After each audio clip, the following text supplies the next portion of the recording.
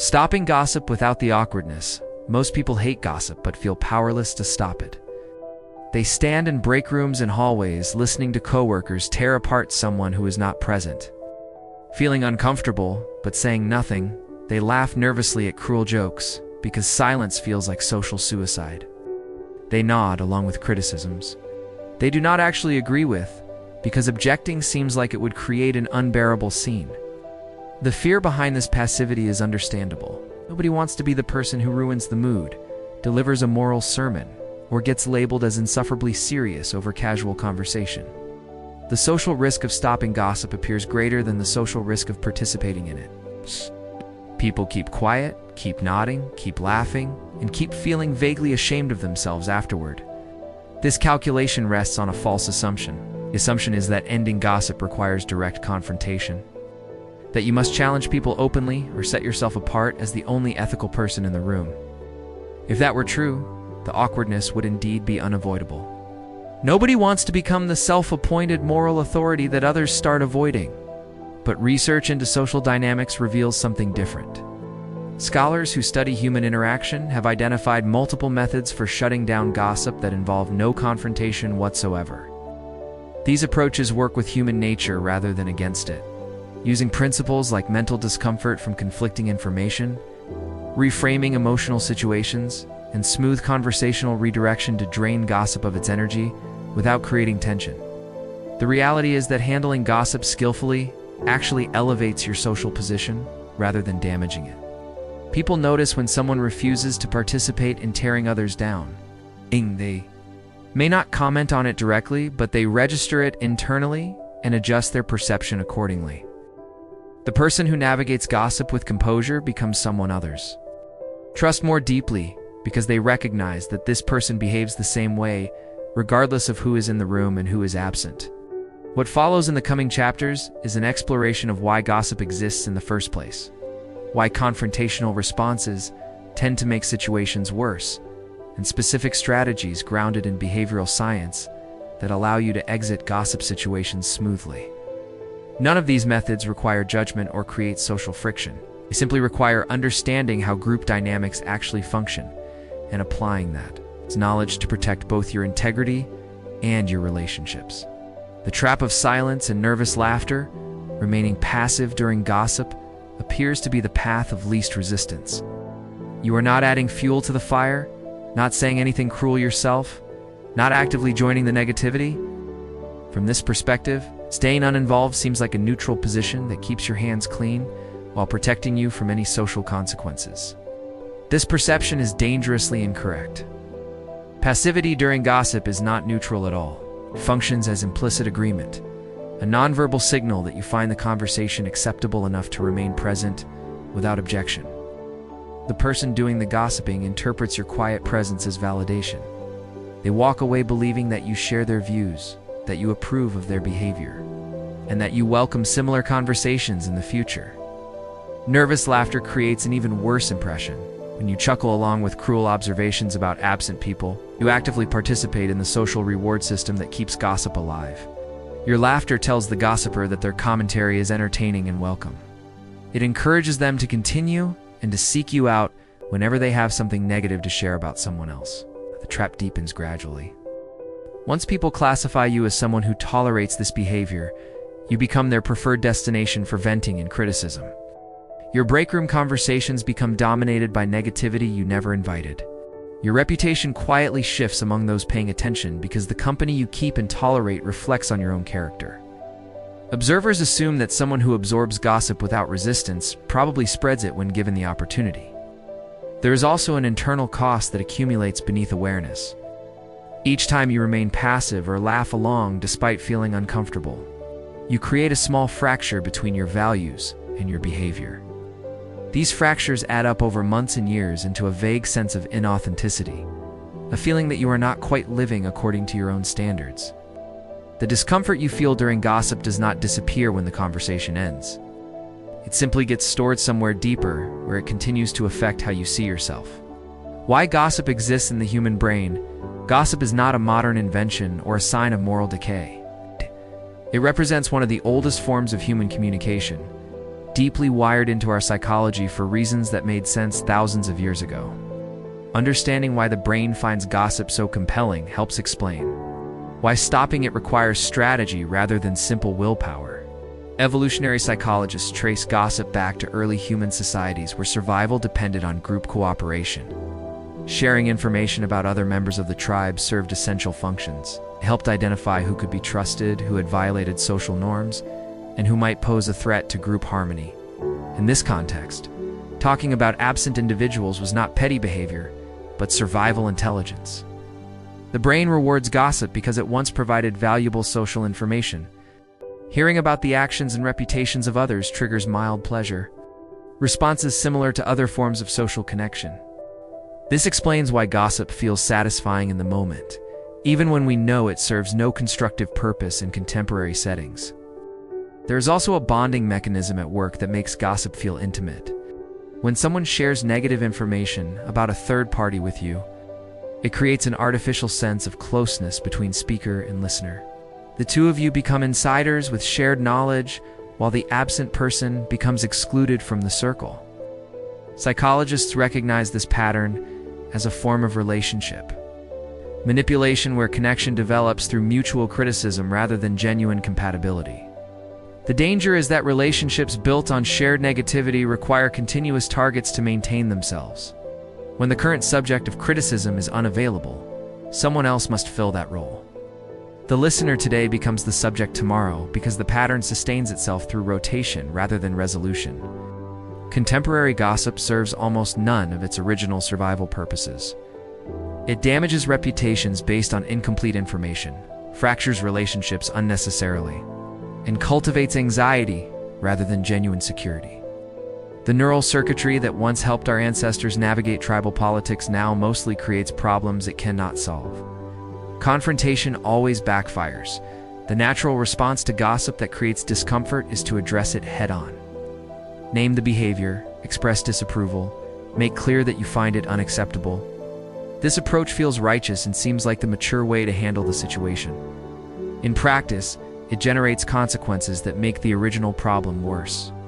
Human beings resist perceived correction with remarkable consistency.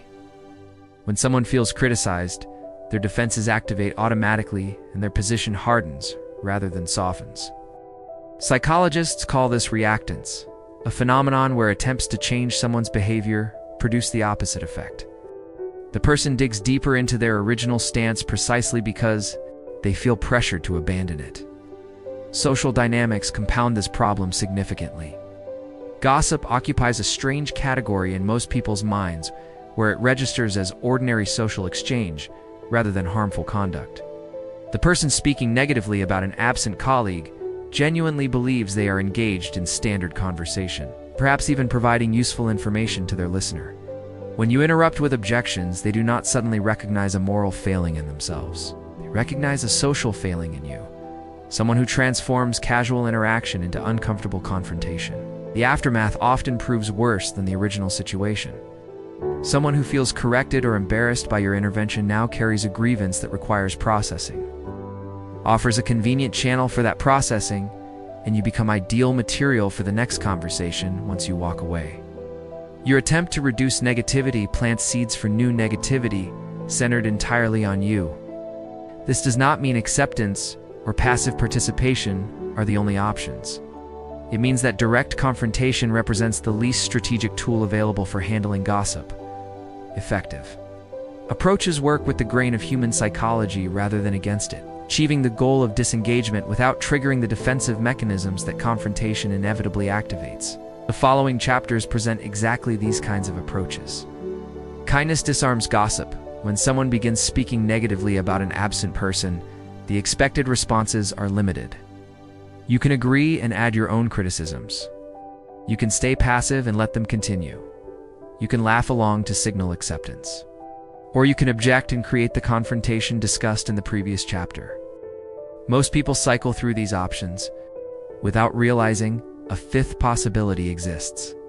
Responding with genuine warmth toward the person being criticized disrupts the entire dynamic. If a colleague begins complaining about someone's behavior, a simple response, expressing a different experience, shifts the conversation immediately. Mentioning that your interactions with that person have been positive or that you have found them helpful in your own dealings removes the foundation that negative talk requires to continue building. This works because criticism of absent parties depends on mutual participation to gain momentum. The gossiper expects validation, expects you to confirm their perception, expects the conversation to escalate through shared disapproval. When you offer a contradictory experience delivered without judgment or confrontation, the escalation stalls. There is nowhere for the conversation to go without the gossiper appearing unreasonable for insisting on complaints against someone you have just described favorably. The psychological mechanism involves the discomfort created when someone encounters information that contradicts their stated position. Your positive words about the target introduce friction with the negative framing already established. Rather than argue against your direct experience, most people instinctively dial back their intensity to resolve this internal friction. The negative conversation loses energy and either ends or shifts direction without any explicit intervention from you. Delivery determines whether this approach succeeds or creates its own form of awkwardness. The warmth must come across as authentic rather than strategic or preachy. You're not correcting anyone or positioning yourself as morally elevated. You are simply offering your own observations, which happen to differ from theirs. The tone stays relaxed and conversational throughout. You might even validate that their experience could be genuine while noting that yours has pointed in another direction. The elegance of this approach lies in what it avoids entirely. Accusation never emerges from anything you have said, and confrontation never develops because you have offered nothing aggressive to respond to. Awkwardness does not linger because the exchange remained calm.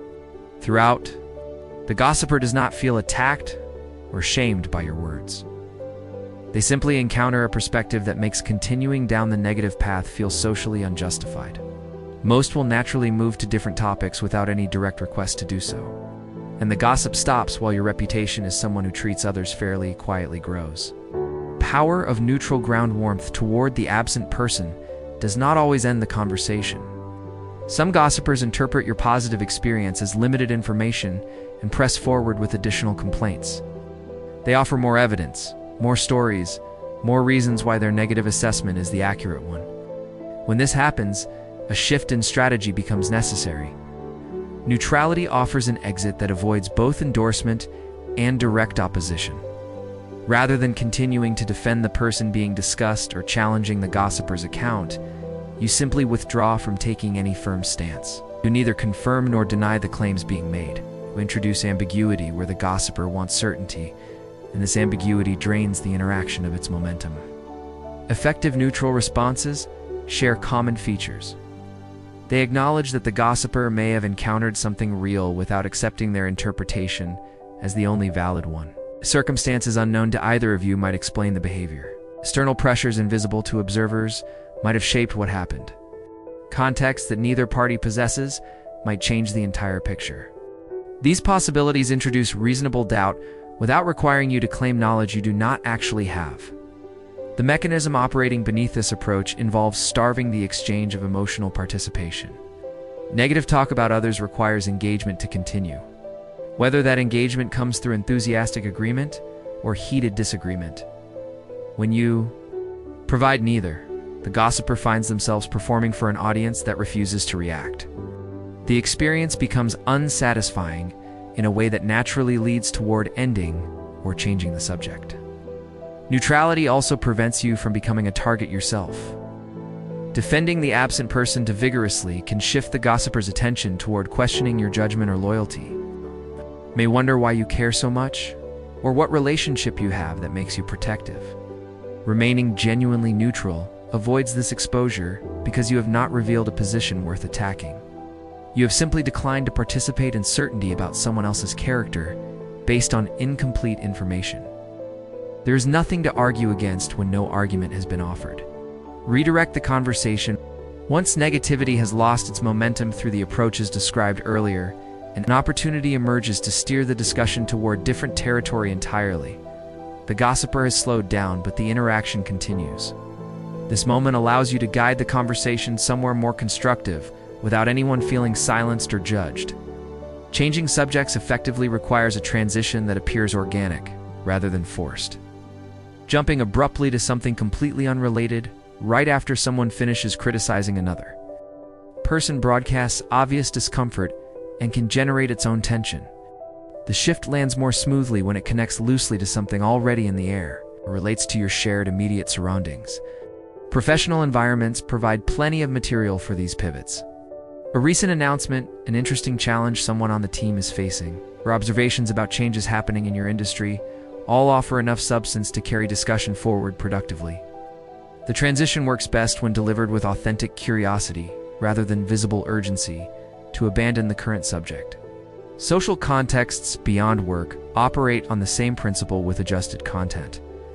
Shared experiences you both enjoyed, entertainment you have been consuming lately, upcoming plans that generate genuine enthusiasm, or people you both know discussed through a positive lens, all function as destinations for the shifted conversation. The person you were speaking with finds themselves engaged with new material before consciously noticing the departure from gossip. The underlying principle involves working with conversational energy rather than opposing it directly. Attempting to halt discussion entirely feels aggressive and creates resistance. Allowing the energy to continue while gently pointing it elsewhere accomplishes the same protective goal without the friction. The other person maintains their ability to speak and feel heard. You escape the negative territory that threatened your integrity. Both parties leave the interaction without resentment or awareness that any strategic maneuvering occurred. Comfort with this approach develops through repetition. Initial attempts may feel awkward or transparent. Continued practice builds natural instincts for seamless transitions that eventually happen without deliberate thought. Humor breaks tension. Certain situations carry an intensity that neither kindness, nor neutrality, nor redirection can easily dissolve. The gossip has gathered momentum. Multiple people have joined the conversation, and the energy in the room has taken on a life of its own. These moments call for a different tool, one that can puncture the atmosphere without generating new conflict. Lightness serves this function when applied correctly. Playful observation that acknowledges the absurdity of the situation without targeting any individual can shift the entire dynamic instantly. The collective seriousness cracks, people exhale and smile, and the conversation arrives at a natural turning point where continuing the negativity feels less appealing than moving somewhere else. The challenge lies in selecting the right flavor of lightness. Sarcasm aimed at the person being discussed only deepens the harmful direction. Jokes that mock the people currently speaking create defensiveness and potential hostility. What succeeds is commentary directed at the circumstances rather than any individual. Something everyone present can appreciate together, without feeling personally targeted. When you introduce this lightness matters as much as what you say. Arriving too early with humor may seem like dismissal of something the speaker considers genuinely important. Arriving too late after significant escalation may feel inadequate for the weight the room now carries. The effective window usually opens when the conversation has begun circling back on itself, revisiting the same complaints for another pass, and needing fresh direction regardless of where that direction leads. The crucial point is that lightness alone does not finish the job. A moment of shared amusement creates an opening, but that opening has a short lifespan. Without a new direction offered quickly, the conversation often drifts back toward its previous pattern once the brief relief passes, guiding the discussion toward different material. Immediately after the mood lifts, captures that window, and prevents the group from settling back into negativity. The shared smile interrupts the pattern. Your transition capitalizes on that interruption, and the gossip concludes without anyone recognizing exactly what occurred. Boundaries and character. The strategies discussed so far assume a gossiper who responds to social cues and moves on when the conversation stops rewarding them. Not everyone operates this way. Some people return to negativity compulsively, regardless of how you respond. Their criticism of others is not occasional venting, but a fundamental mode of relating to the world that resists all subtle intervention. These individuals require a different approach entirely.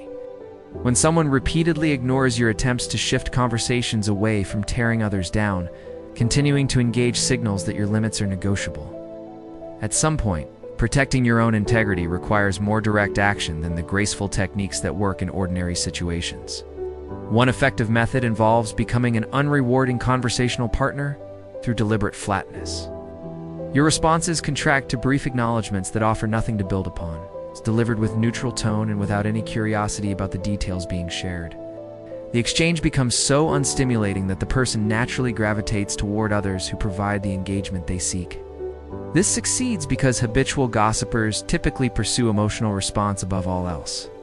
They draw energy from reactions, whether those reactions involve enthusiastic participation or obvious discomfort. Stripping all emotional dimension from your replies denies them the substance they actually crave. Disinterest repels them more reliably than disagreement ever could. When even determined flatness fails, explicit verbal statements become necessary. Communicating directly that you would rather not discuss people who cannot participate in the conversation establishes a boundary that leaves no room for misinterpretation. The tone should stay even and matter of fact, presenting the limit as personal preference rather than moral condemnation. Ultimately, every encounter with gossip presents a quiet test of character. The person being discussed matters far less than what your response reveals about you. Your discipline shows in whether you take the easy path of participation or choose the harder road of disengagement. Your empathy shows in whether you can extend understanding even to those being criticized unfairly. Your self-respect shows in whether you protect your integrity when no one would blame you for letting it slide. In a world where careless talk has become the default, the person who chooses their words deliberately becomes someone others genuinely trust and respect.